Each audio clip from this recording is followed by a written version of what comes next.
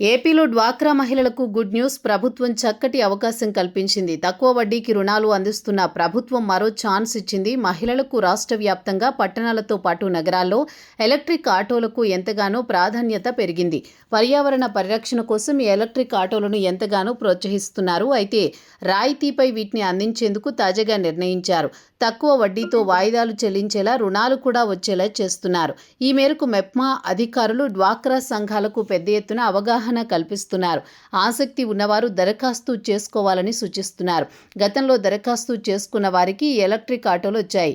ఇప్పుడు కొత్త వారికి సైతం అందించేందుకు నిర్ణయం తీసుకున్నారు.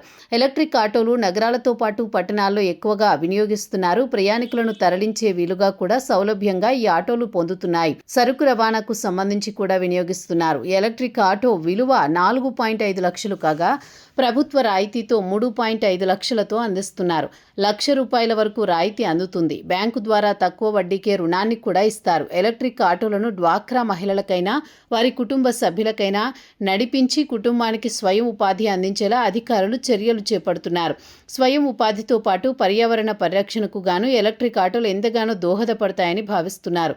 గతంలో స్వయం ఉపాధి కోసం ఆటోలు కొనుగోలు చేయడానికి ప్రైవేట్ ఫైనాన్స్ను ఆశ్రయించాల్సి వచ్చేది.